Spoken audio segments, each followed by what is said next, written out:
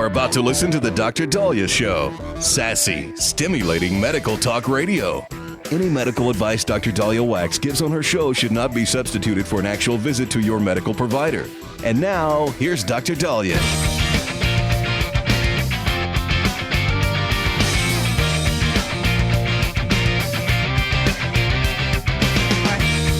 We are back on the Dr. Daliah Show. Thank you all for tuning in. 1-877-Doc Dali, 1-877-DOC-DALI. So breaking this morning, the jury read their verdict on Sean Diddy Combs. And even though he was found guilty on 2 counts of prostitution, the count on racketeering conspiracy, the RICO charge, usually applied to mafia and a different type of federal case, he was found not guilty of. So at this point, with his charges of transportation to engage in prostitution, 2 counts of that, but not guilty in sex trafficking and not guilty for racketeering conspiracy, Sean Diddy Combs may be facing a maximum of 20 years in prison. Many people are discussing if he's going to get a lighter sentence, if he's going to spend any prison time. I believe the defense is asking for him to post bail so he can, and saying he's not a flight risk. We're going to get more details on that. But this case was kind of interesting because first, we all saw the video of him in the hotel beating up Cassie Ventura, his ex-girlfriend, who was dating him at the time a few years back and is now currently pregnant and married. And, when we saw the video, we were thinking, okay, he's now being tried for abuse and domestic assault and then all these other charges came about and there's this big federal case. And then we very painfully had to listen to all the different things that apparently he and his ex and other women engaged in, such as these freak-offs, these sex marathons. And I don't really follow a lot of law. Like, I just barely followed that whole Karen Reed issue where her boyfriend, police officer, was murdered. And we're still trying to figure out who murdered him, as Karen Reed has now been acquitted of his murder. So I usually don't really follow them because it's just it takes too long. I mean, look at what happened to Johnny Depp Amber Heard trial. I mean, that took hours out of our live daily. I don't have time for that. But one thing, though, that is very puzzling to a lot of people is, the psychology behind individuals that get engaged with this sort of relationship. You saw texts of some of the defendants saying, I can't wait for our next freak off, looking forward to it. And then Sean Diddy Combs saying, you choose the day. So you see what the defense felt very confident that there was no racketeering conspiracy, because there were from the defense, they had, evidence of there being consensual elements to it. But on the flip side, was it consensual each and every time? Wouldn't you be exhausted? Did you feel coerced? So apparently he was not found guilty with the coercion aspect of it, and I think it's because there was evidence of text. I think one of the defendants, he was still paying her rent, and so it's a different world, and I unfortunately it's a world that is prone to abuse, and many people could become vulnerable to the abuses. But in this whole Hollywood, music scene, apparently to get with somebody who is of that, let's say, stature, there are individuals that unfortunately submit or sell their soul to the devil. And what are their recourses if they change their mind? What are their recourses if they want out? And so the big question is that people maybe understand, okay, somebody wanted to willingly be a part of a freak off. Somebody willingly wanted to sleep with him and be in his circle. Somebody might have felt there was something to gain. But what about the question of getting out? The reason why this went as far as it did in the courts is because the prosecution said that Sean Diddy Combs held the videotapes over the victims. And so you might willingly make a sex tape with somebody. Fortunately, nobody's ever asked me to do one. And so thank God there's nothing out there. Although honestly, if somebody did make a deep fake, I'd be interested to see it because I hope they make me look good. I don't have any of that out there. And it'd be very interesting to see what AI construes. But what nobody's really answering is, what if you willingly want to get into a relationship with one of these very influential, rich, wealthy people that are connected? You get into the relationship and then you want out. How do you get out without being beaten, without being blackmailed? And up until now, it's been, well, you made your bed, you lie in it. I think we could offer more guidance. I think there should be more outs.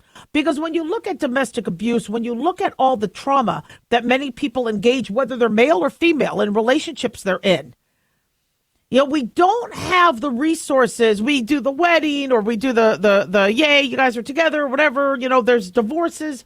But how do you get out without, many people are still in relationships because they got trapped or they chose something willingly and then was like, oh, no, I don't want to be with this person. And sadly, it's more than we think. Somebody has money, somebody has fame, and then you're with them and they're a piece of crap. And now you can't get out of it. So I think as society, we need to come up with a better way. In the meantime, for the love of the Lord, please don't get videotaped. Please don't get high. Please don't get drunk. Please understand that these things can happen where you might be of sound mind and you might want something and then it could come back to haunt you. See, I didn't really take a lot of risks, which is also probably why I didn't have a lot of fun in dating. I was like, I don't want this to be used against me later. But what we take from this is it's still very tragic for the victims. And, it's tragic that it kind of was the circus that it was in court. 1-877-DOC-DOLLY. Don't go away.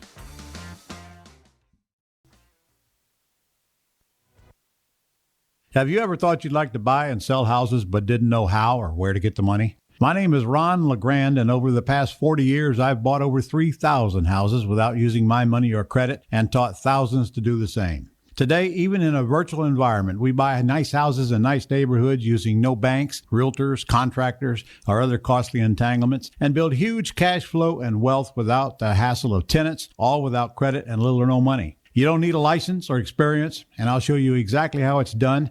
Text FREE to 99799, and I'll send you my free training.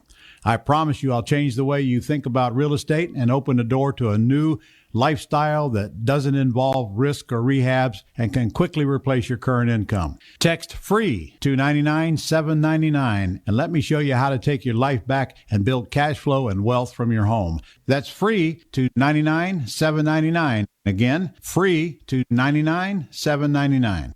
Dr. Daliah here. Are you tired, burned out, gaining weight, succumbing to the daily pressures of life? Well, how's your dopamine doing? How you feel right now, how you'll feel an hour from now, and how you'll feel next week is completely reliant on your dopamine. Our daily motivation and willingness to push through challenges depends on the intricate chemical process dopamine provides. Christian Kalikas and I created Deploying Dopamine, a book that tells you what dopamine is, when it dysfunctions, and how to successfully deploy it when needed. Find Deploying Dopamine on Amazon today. Check it out. Lisa Wolf here to tell you about our newest website for old-time radio lovers. It's 100radioshows.com. At this site, there are 5 old-time radio shows waiting for you to download free as our gift to you. And be sure to browse the additional 700 old-time radio shows available to you for 70% off by using the promo code RADIO at checkout. This is a limited-time offer, so log on to 100radioshows.com. That's 100radioshows.com.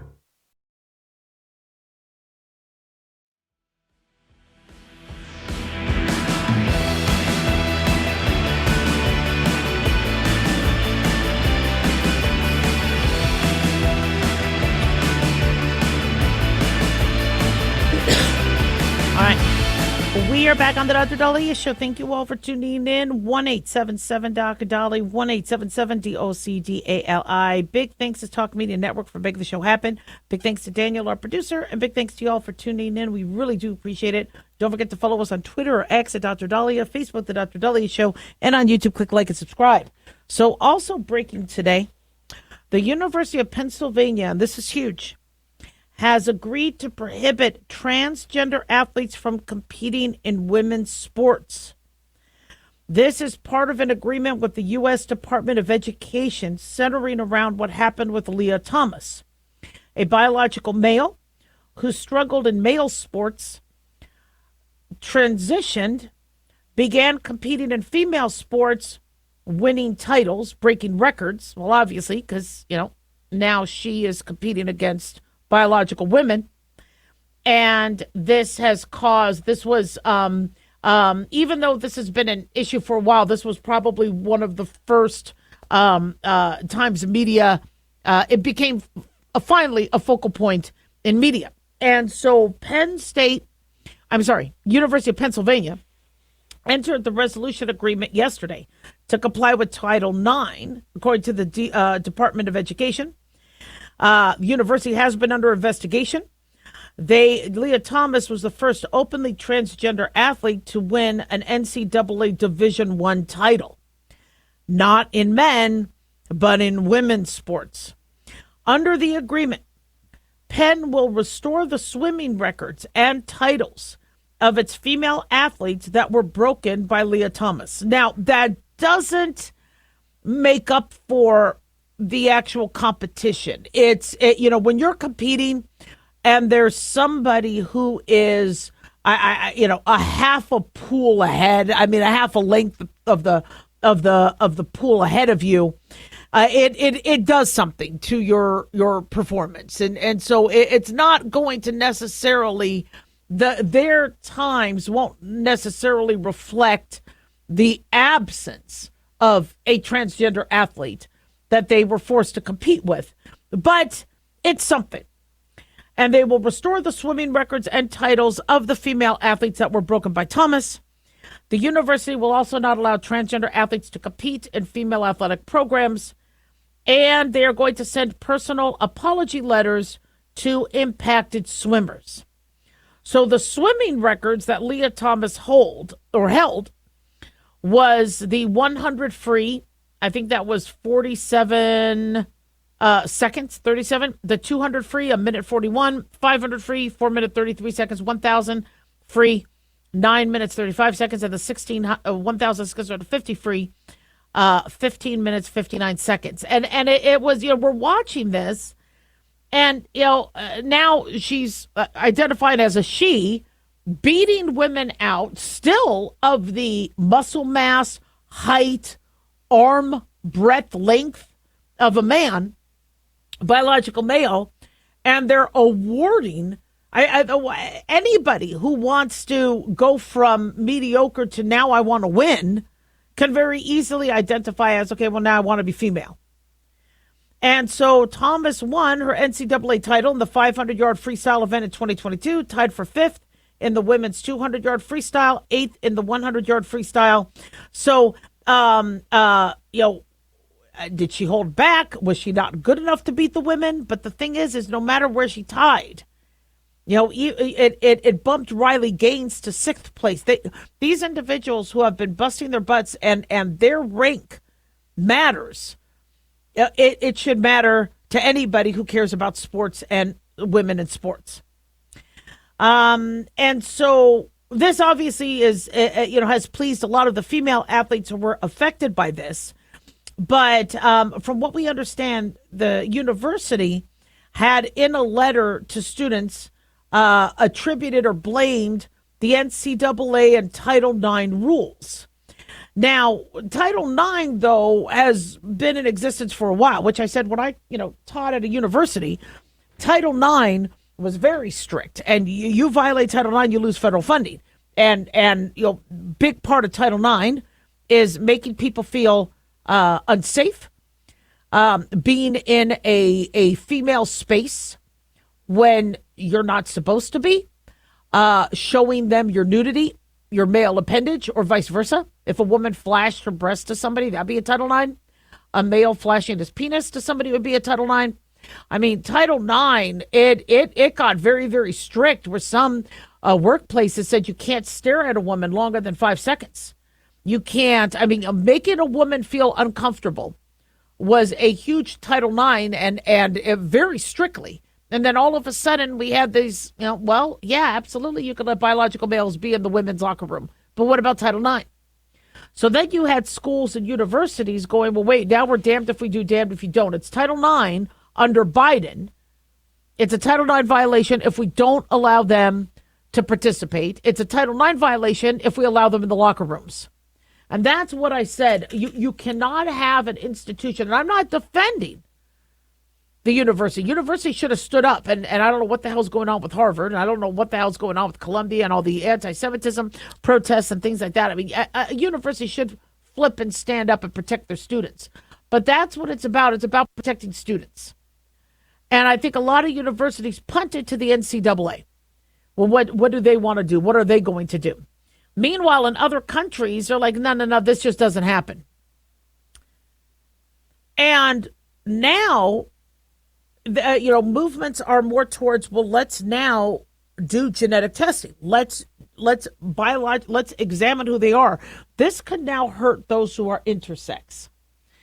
This could be as I've always said, when the woke or liberals want to protect a population, they can end up hurting them. The last thing anybody in the LGBTQAI plus community want is for people to accuse them of trying to take advantage and win races. Many of them are like, no, biological males should compete against biological males. But because of what happened with Leah Thomas, now they're thrust into this argument. Well, do they have to now sacrifice women's sports? Do they have to now, go against their lesbian, gender neutral women who are trying to compete in sports? Now you're intersex individuals. People who are intersex, it used to be called hermaphrodite, where they were born with male and female sex organs. Very difficult for a child or a baby to be given that hand in nature. Thank God they're alive, but given both sex organs, they are usually infertile, and we have to remove the testicles before they descend because they could, become cancerous, and that could be a risk to the child. So they usually have the testicles removed, and they are raised as a female because it's much easier in society to be, for them to be raised as a female than a male. However, some of these individuals might be XY. And many of these individuals who go through life at least have that privacy of who they, having been born with, both sex organs. They end up, some of them having the size and athletic abilities to be able to compete, and they do really, really well in women's sports. But now, and I think it's 1% of the population. So, but now, however, we have many individuals going, well, wait a second, look at some of these women in sports. They look male. Are they male? And now people are confusing transgender with intersex. Well, if somebody's intersex, do they deserve the privacy once that gets out there? And I'm not going to mention some of the female athletes, but there's been a lot of talk going, but she has a lot of male features. Is she XY? And so what the woke did is now expanded it to the point where women need to know who they're competing against, and they need to make sure it's not somebody transitioning like that Khalif, the boxer, who claimed she was always a woman yet ended up being XY and beating the crap out of people during the Olympics. What then happens to the intersex population? Who, by the way, some might not even know. And then publicly, they get outed. So this, it's a start to protect women's sports, to not have transgender females who are biologically male decide to switch, compete against women and win. This is huge to protect women's sports and to protect their privacy. But now that there's going to be we need to verify. It's going to be interesting to see what happens, because I think there's a lot of female athletes out there that might be intersex or XY. 1-877-Doc-Dali.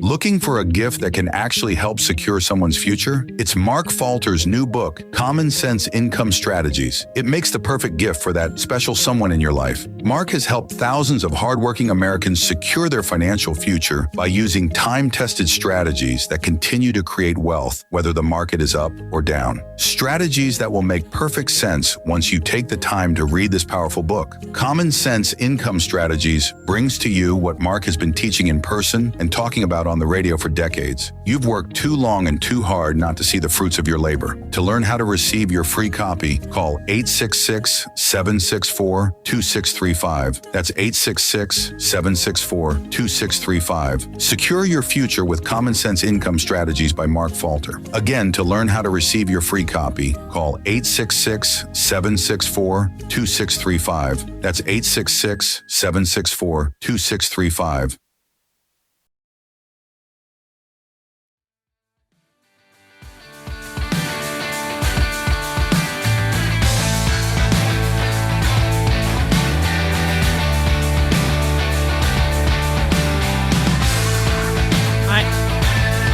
Back on the Dr. Daliah Show. Thank you all for tuning in. 1-877-Doc-Dali, 1-877-DOC-DALI. So I like to nap. I hated it as a kid. I'm like, leave me the hell alone. But I think it must have been after training when you don't sleep. And sleep is such a luxury when you're doing 36-hour shifts. And then you start your practice and you have to do call and you're always being woken up in the middle of the night. And then you have your kids and family. And I just learned that anytime you could get some shut-eye, you do. Because you just never know when your next sleep is going to be.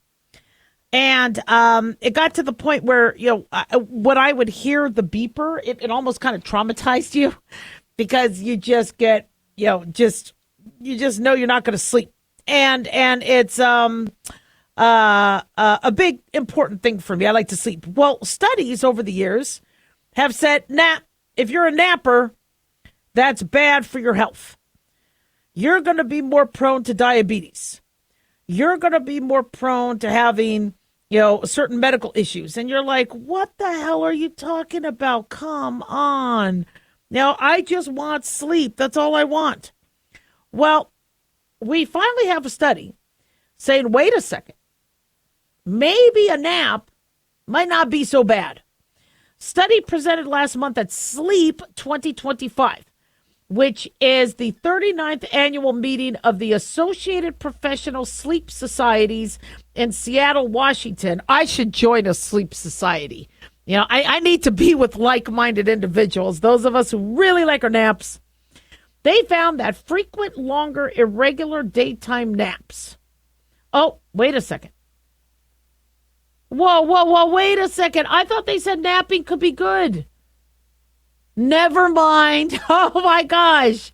They said it was linked to higher risk of death. Oh, come on. I just saw a study say napping was good. Are you kidding me? Okay, wait a second. The source I pulled up said napping's bad. Oh, come on. Well, that sucks. Okay, hold on a second here. I want to find the article I saw when I was prepping. And then I want to tell you what this showed. Okay, naps will boost your memory, will improve your job performance, make you more alert, ease stress. There are benefits and studies showing this can help. Yet the latest in the news is saying, no, it's still bad. Okay, well, I have to report the news, so here it is. Lead author Chair Lu Gao, a postdoctoral research fellow at Massachusetts General, said they show that not just when someone naps, but how long, how variable, and when they nap during the day may be meaningful indicators of future health risk. They looked at 86,565 participants who were averaging 63 years of age, all of whom worked regular daytime schedules, who were monitored by actigraphy, which detects movement during sleep but not brain activity. They divide daytime napping as sleeping anywhere between 9 a.m. and 7 p.m. They kept tabs on participants for 8 years, discovered 6% of them died during that time period, and those who took longer naps, napping between 11 a.m. and 1 p.m. or between 1 p.m. and 3 p.m., were associated with a higher mortality rate. They adjusted for smokers and alcohol consumption and how much they slept at night. But the fact that those who slept between 11 and 1 or 1 and 3 had a higher mortality rate. Now, that's good. When I take a nap, it's after 3. It's like between 3 and 5. All right. So those nap times are more dangerous, according to this study. However, if you do get 7 to 9 hours of good quality sleep, especially at night, that helps protect your heart, protect against diabetes. So when is a nap good and when is a nap bad? So I told you this every time we get these studies, where it all depends on why you need the nap. It's not the fact that you're napping that's hurting you. It's what's surrounding that nap. So, for example, if you have sleep apnea and you're not breathing in your sleep, and at night you're like that, and so you're exhausted the next day and you have to nap, well, the sleep apnea puts you at higher risk for heart disease, higher risk for stroke, high blood pressure, diabetes. So when these studies go nappers have higher incidence of death, well, is it because these people have sleep apnea? Is it because they're not getting good sleep? Let's say you drink alcohol at night, so then you can't sleep well at night, so the next day you have to crash. Well, those of you that drink alcohol at night might not be at a higher health, longevity stratification than others. What if it's because you take uppers? You take uppers during the day, and so now you can't sleep at night without taking downers, and you don't have your downers, so now you crash. But yeah, then obviously those people are going to probably struggle from a health standpoint. Another thing to look at why some people who nap might not do well health-wise is when I wake up from my nap, I'm hungry. I have to eat. It doesn't matter. Anytime I nap, when I wake up, I got to pee and I have to eat because my sugar drops. Well, if I didn't nap, would I be eating more? So that's another, concern. But I'm still of the mindset that if you need to sleep, sleep. I've tried this where I was really, really tired throughout the day because the dog kept me up or Corey kept me up, whatever. And so I am just trying to work and it's 2:35 and I'm tired. And I push myself to 3:07 p.m. And then I push myself to 4:02 p.m. And if I would have just taken a power nap, slept for 20, 30 minutes at 2:30, I would have been up by 3:15, ready to work, doing well. But interestingly for me, if I'm tired, so 2 to 5 p.m. is the worst part of my day. 2 to 5 p.m. I'm the most tired. Is it because that's when my caffeine wears off? Is it just my cycle of things? That's when I'm tired. And if I push through, I'm awake. I get my second wind by 5 p.m. In fact, if I try to take a nap at 4:45, 5 p.m., I can't nap. So I have to take my nap in that window. If not, I'm wide awake. Now, does that mean I'm going to be healthier because I didn't nap? What did I do to keep my energy up? Did I exercise? Did I eat? So the key behind it is, why are you tired? I don't think naps are bad for your health. And so when I see a study that says that, it catches my eye. I still am going to read you guys the news. I can't bias the news because most of the studies say naps, people who nap may have higher risk of death, but it's because why do they need to nap? Now, the American Academy of Sleep Medicine encourages adults to limit naps to no longer than 20 to 30 minutes in the early afternoon. They don't want you sleeping for 3-4 hours. Why? Well, because that could mess up your sleep at night. It can make you groggy. Me, sometimes I like a good 2-hour nap. Sometimes I'll only sleep for a half hour. But I believe that if you really need to rest and you're tired and you're older, I don't want you falling. I don't want you driving. I don't want you sleep deprived. I want you functional. Now, sometimes when I'm tired, I go outside for a walk and the sun wakes me up. But for those of us that I'm in Southern Nevada, we had like tornado type, or we had like hurricane type winds. They were knocking over. It was pretty dusty here. So I don't think I'm going to be walking anytime soon until the dust clears where I live. But, if you need a nap, have your doctor figure out the why. If it's because you just need some sleep, or maybe you have COVID, maybe, you're a little, you've been doing a lot and your body just wants to put things to memory and recuperate. If your body wants to sleep, we got to listen to our body. When I had mono, I plowed through. Maybe I should have listened to my body and let myself sleep to recover. 1-877 Doc Daliah.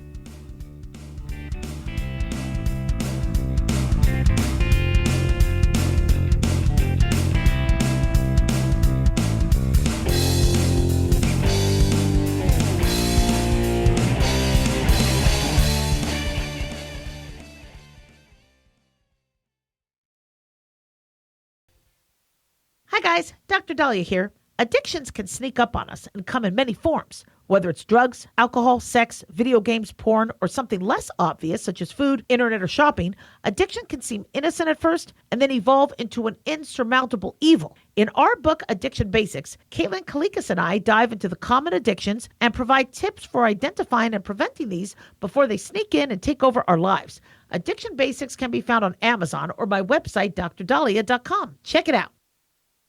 Carl Amari here to tell you about our newest website for old-time radio lovers. It's 100radioshows.com. At this site, there are 5 old-time radio shows waiting for you to download free as our gift to you, and be sure to browse the additional 700 old-time radio shows available to you for 70% off by using the promo code RADIO at checkout. This is a limited-time offer, so log on to 100radioshows.com. That's 100radioshows.com. Hey, America. How tired are you of mainstream corporate media's biased narratives and manipulated news? Their dishonesty and attempts to influence this generation have been exposed, put on display for anyone who's even half paying attention. But the New American Magazine has been an honest source of news and commentary for over 50 years. This is your opportunity to receive the stalwart of principled journalism at a deep discount. Picture a beautifully published magazine arriving at your doorstep twice a month, packed with insightful stories written with integrity. It's also available digitally on the New American's mobile app. Get up to speed with intelligent coverage from a freedom perspective. Right now, for a limited time, the New American is available to radio listeners at a 25% discount on a new subscription. Visit thenewamerican.com/radio25 and receive 25% off. Subscribe today at thenewamerican.com/radio25.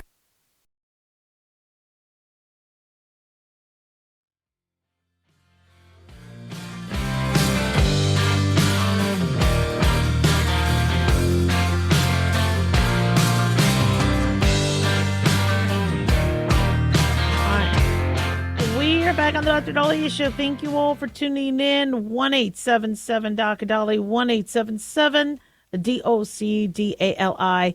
Big thanks to Talk Media Network for making the show happen. Big thanks to Daniel, our producer, and big thanks to you all for tuning in. We really do appreciate it. Don't forget to follow us on Twitter or X at Dr. Daliah, Facebook, The Dr. Daliah Show, and on YouTube. Click like and subscribe. So I don't really watch a lot of movies. I might want to watch that F1 movie with Brad Pitt.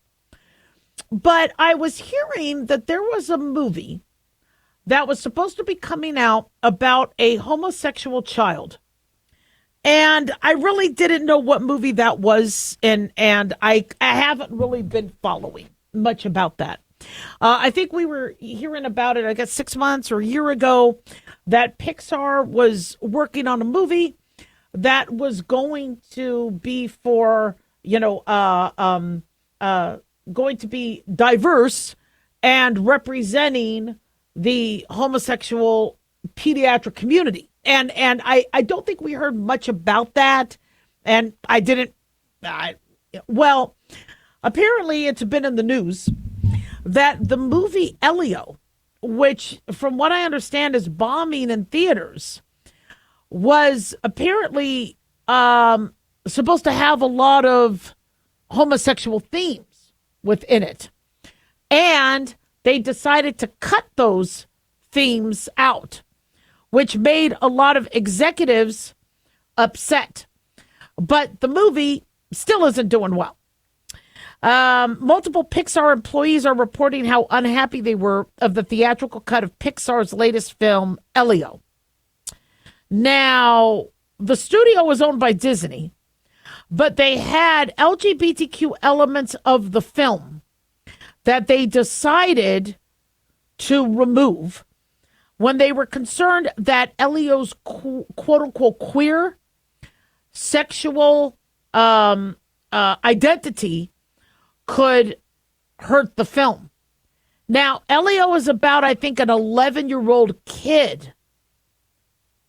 So I'm confused why there has to be sexuality. I understand you have that whole preteen. I didn't really start thinking about sex until I was, I think, 12, 13. And boys mature a little later sexually. But apparently the kid is 11. But when the movie was being made, Pixar felt they should introduce those elements. So, according to multiple insiders who spoke to The Hollywood Reporter, Elio, or Elio, however you pronounce it, was initially portrayed as a queer-coded character reflecting original director Adrian Molina's identity as an openly gay filmmaker. After Molina screened his cut of the film for Pixar leadership, the director exited the project. Rumors circulated that his post-screening conversation with Pixar COO Peter Dr. Hurdam, Molina was replaced with co-directors Madeline Sharafian and Dorney Shee. So elements included the character, the boy, performing his own makeshift fashion show, his love for environmentalism. I think his room was supposed to have posters of men so that it looked like he had a boy crush. These are things that I guess were originally in the movie. And so I guess what the movie's about is he's struggling to fit in with the rest of his classmates. He gets transported to space, becomes friends with aliens, and then he finds himself ending up as Earth's official ambassador. And then he gets mistaken as Earth's leader. Now he forms bonds with alien life forms. And so, I didn't know any of the backstory about this. I saw some commercials and I'm like, I really don't know if this is going to be that much of a hit. I mean, Toy Story was wow. Yeah, I mean, Toy Story was, Pixar has made some amazing, had some amazing wins. But I didn't know anything about when I saw some previews of it. I'm like, I don't know if this is going to be. A lot of kids aren't really into the whole alien thing. It's interesting. In the 80s, E.T. was really big. I didn't love the movie. It was okay. It was not my favorite movie of the 80s. I like the Star Wars movies a lot more. I loved Back to the Future. I wasn't as big on the whole E.T. I don't know. I think Aliens, it's interesting, but it's not, I don't know. I would have never thought this was going to be a hit.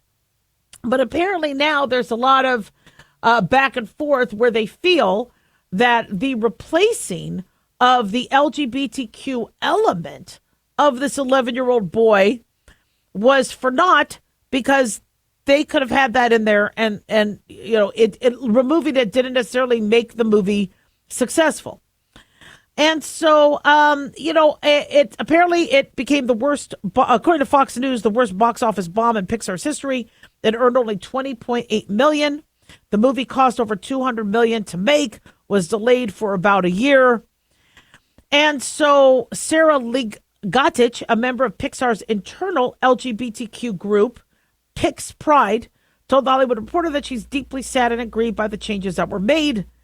And there was an exodus of talent after staff saw that the new directors cut part of that work out of the film. And so, I just kind of find this interesting because, on one hand, you have what movies are hits. When you look at, and I've said this before, when you've seen Hollywood hits, they could have LGBTQ elements, they could have straight elements in it, but there it has to be a good story. It has to be something that people want. But also, people don't want politics. So if they feel that it's going to be something infusing politics into it, look at what happened with Bud Light, look at what happened with Snow White, it already taints the project because people want to go. The whole purpose of you doing Aliens is because you want to transform people from this world to another. Now, I mean, although some of you believe that aliens are real and in our world, and I do believe there's life on other planets. I just don't know if aliens are really that interested in us, per se. But I do believe that there might be life forms, cells, biology in other areas that have learned to survive. But, the whole purpose of an alien cartoon and Pixar is because you are going to give people that temporary fantasy. And we're going to leave. But when you're going to try to introduce, we have to put common themes. We have to put societal things. We have to anchor it and base it in. Many people don't want to see that. Now, just like an 11-year-old having to deal with zits and body odor with puberty, how many people would want to see a heterosexual preteen go through the reality of puberty? And they don't. I mean, they might in movies make a little joke about getting an erection in class, but the average viewer doesn't want to see a child undergoing that. So what makes you think if they don't want to look at heterosexual or other, basic, very common changes of kids questioning their, who they like, who attracts them, whatever, why do you think they're going to want one side or the other? And it's is it because they think there's a certain amount of population that they want to get to these kids, making them feel like, look, you're not different. Just because you're not Cinderella's Prince Charming, we are including you. That's nice to reach out to those kids, but it's not going to sell because people want to go to movies and not think about the current, heterosexual, homosexual discussions. 1-877-DOC-DALI.